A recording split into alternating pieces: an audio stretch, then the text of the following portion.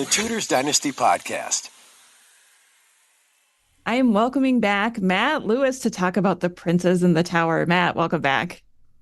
Thank you very much. This is very dangerous to get me here on my all-time favourite topic. Well, I just had you on to talk about the Peasants' Revolt, and now we're going to kind of move forward in time a little bit to one of the most controversial subjects that there is to discuss on social media. Is the Princes in the Tower, and it has been long-standing that you are a firm believer that the princes survived, correct? Absolutely. So that's probably started fights already all over the place. There's punch-ups happening everywhere.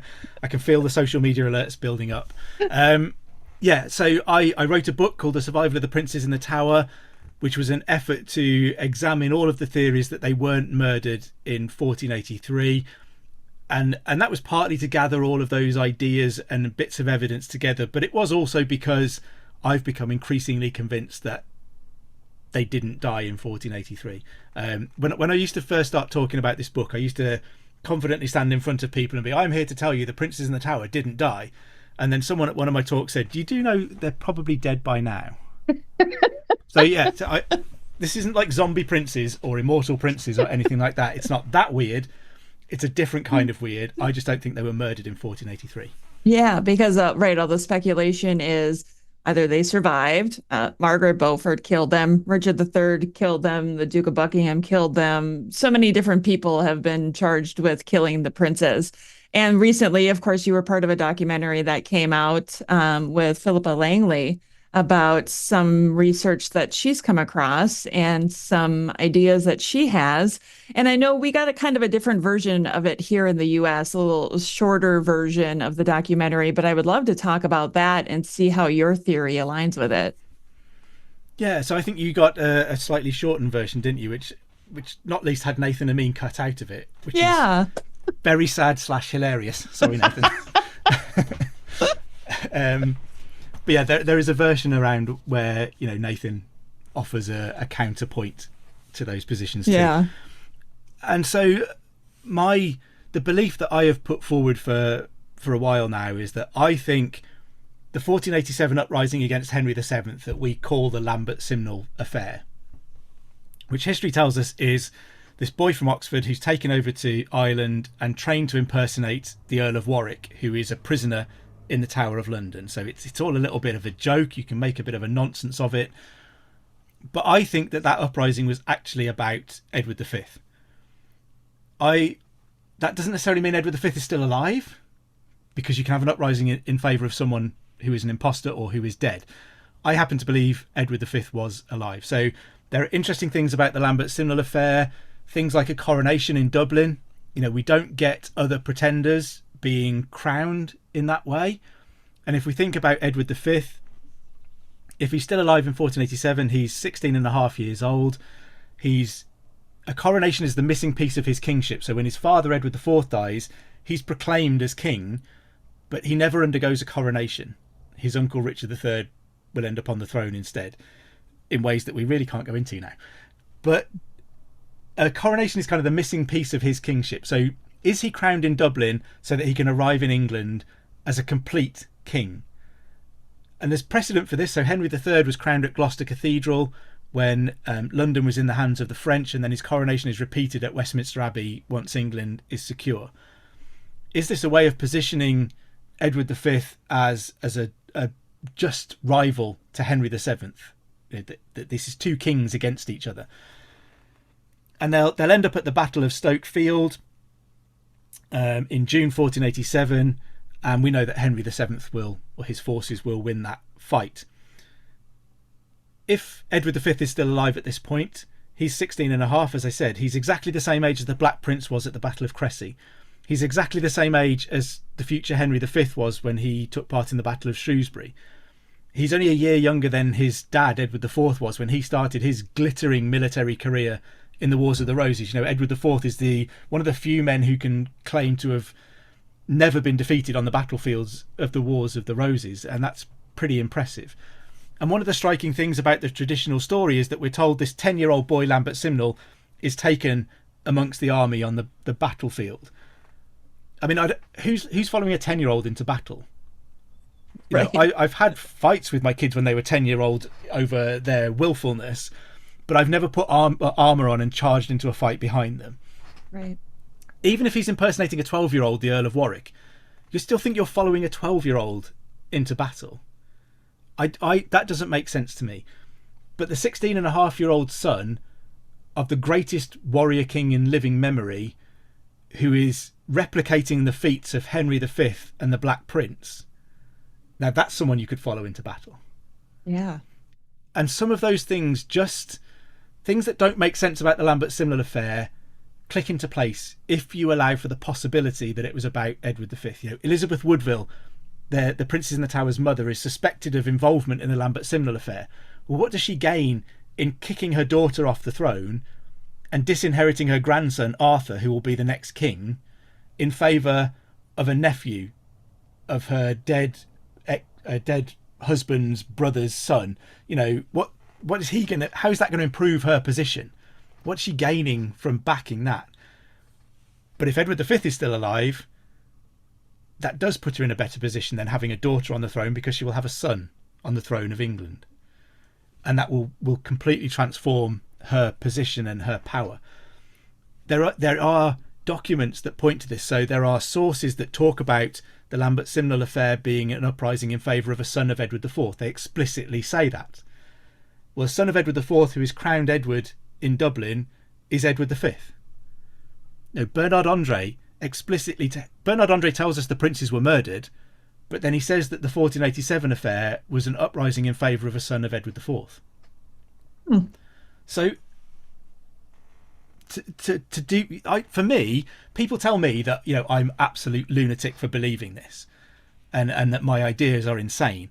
But for me, you almost have to do more mental gymnastics to think that in 1487 people follow a random 10-year-old who they have crowned and follow onto a battlefield because he's pretending to be a 12-year-old who's a prisoner in the Tower of London and who's legally barred from the line of succession too, and that the Woodville family are involved in this plot to disinherit Elizabeth of York, who is a Woodville. You have to do more mental gymnastics to make that add up to me than if you allow for the fact, you know, just forget everything you think you know and just allow for the fact that Edward V was alive, and so much of that plot begins to fall into place and make sense.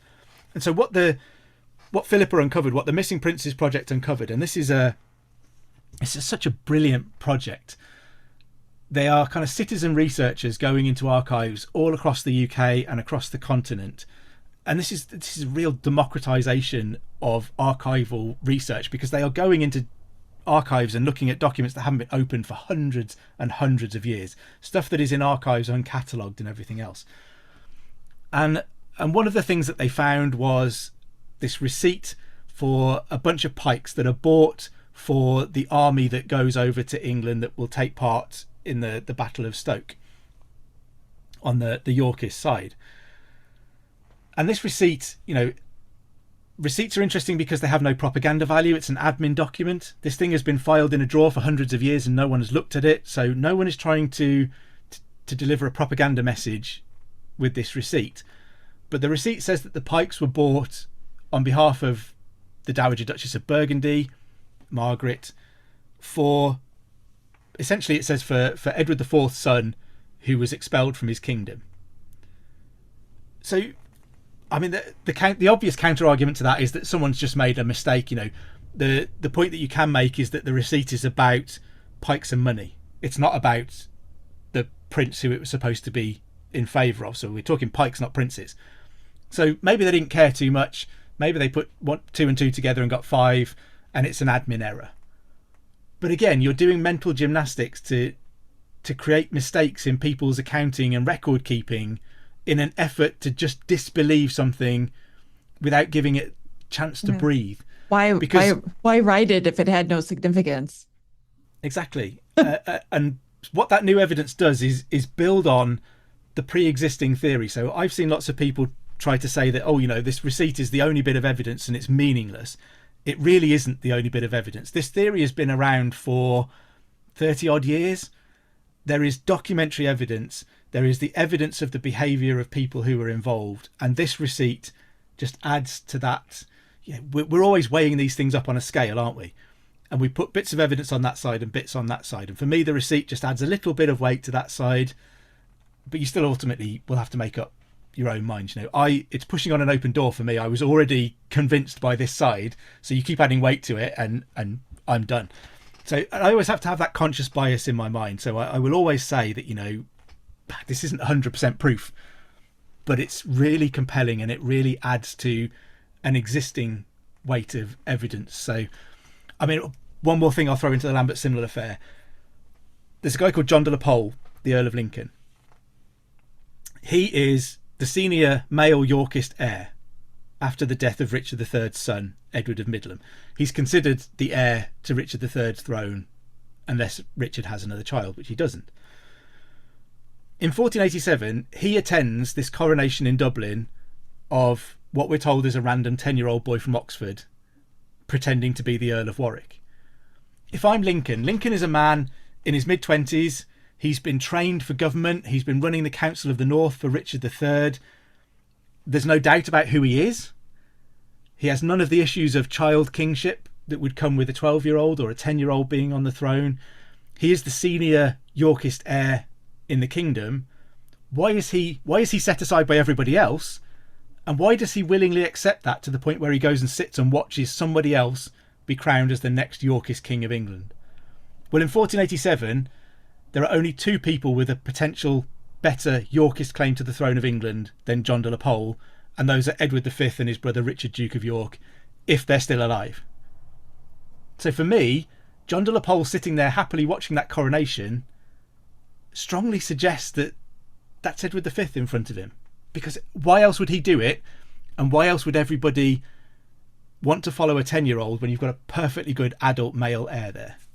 Right, legitimate. They know this guy, he is who he says he is. Because Henry VII immediately puts out, this is an uprising in favour of Warwick, which is pathetic, isn't it? Because here's Warwick in prison in the Tower of London. It can't be him. And that's how he makes a bit of a joke of it. And for me, Henry is very smartly using the thing that really, really annoys historians of the Wars of the Roses, that everyone is called Edward or Richard. There's no other names around.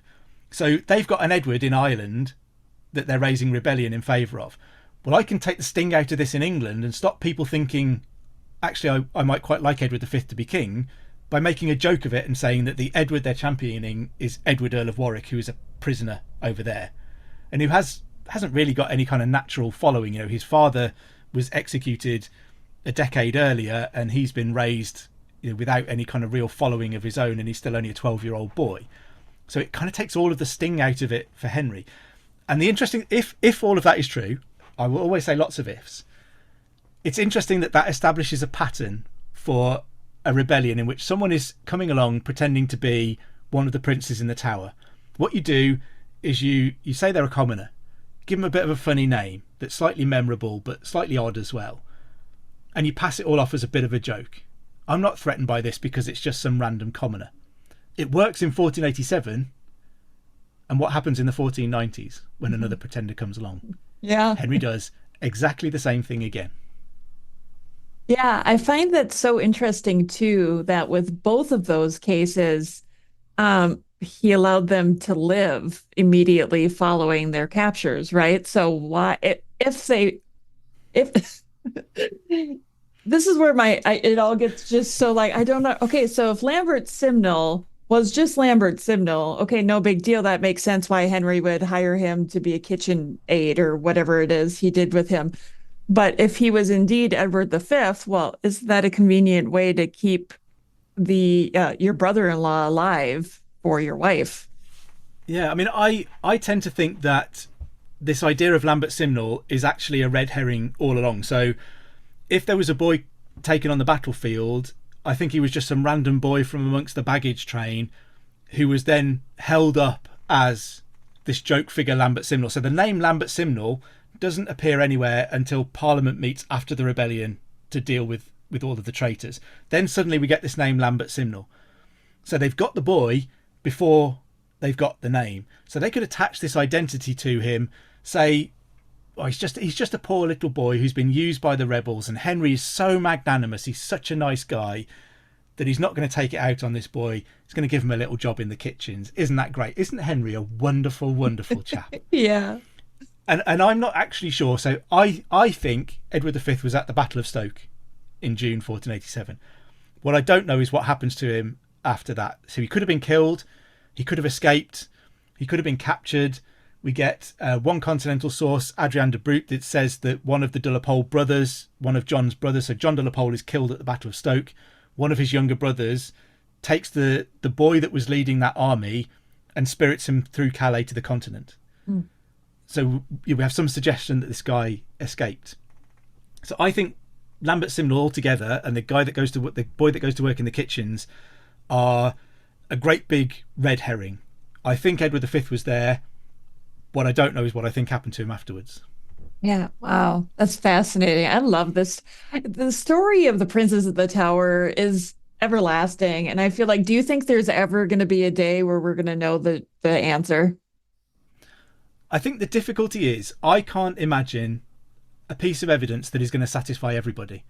So if I reach over here and I pull out the diary of Richard III, age 30 and a half, and I flip to a date in September 1483, and he's made an entry there saying, "Today I bumped off my nephews. Glad I did that.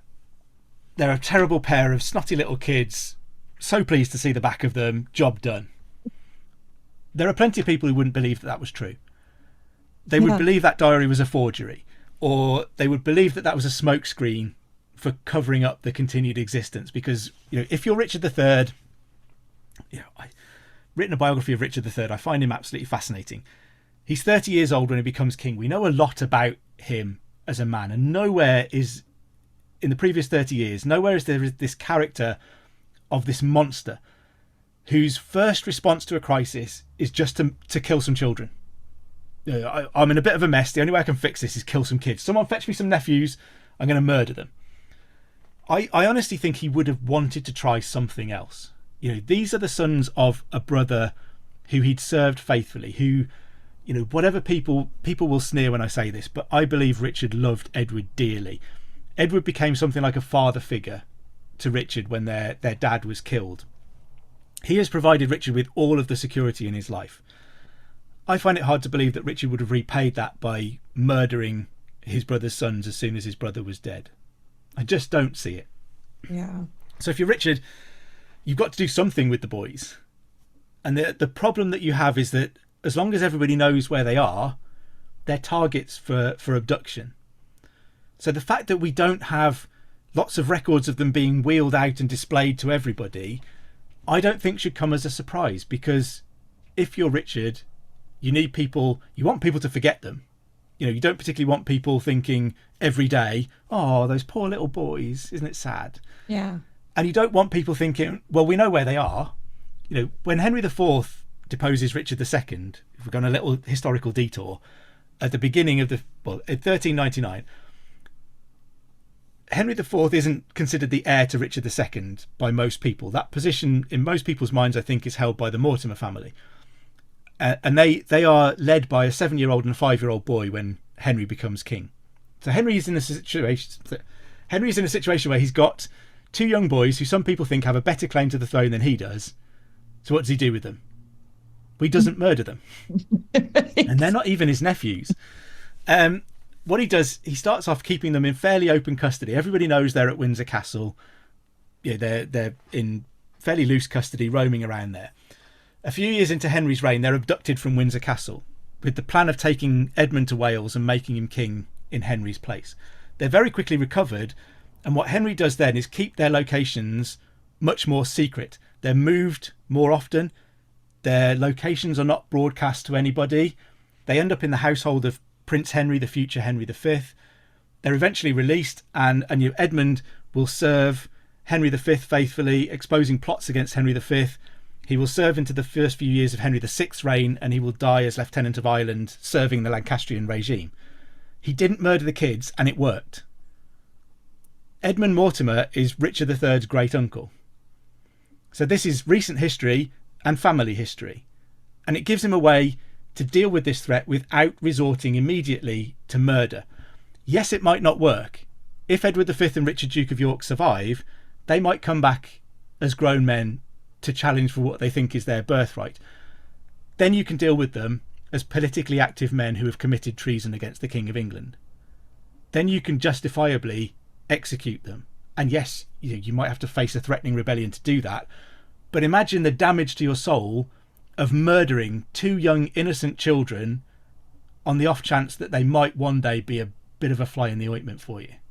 It's not going to go down too well when you get to Judgment Day, is it? And you try to explain that to St. Peter when you're trying to get into the gates of heaven.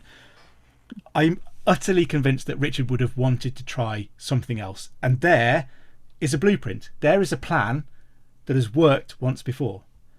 It's got to be worth trying to get it to work again.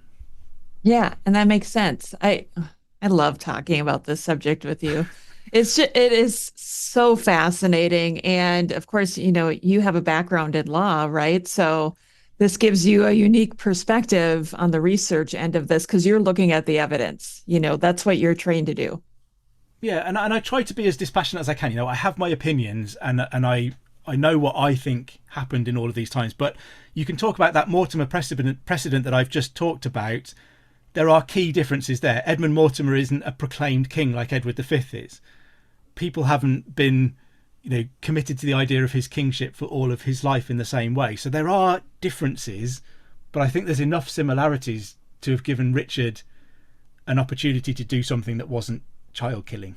Yeah. Well, Matt, if people want to learn a little bit more about the research that you've done on this subject, where can they find more information? I am all over social media and will gladly discuss, fight, argue with anybody about the Princes in the Tower.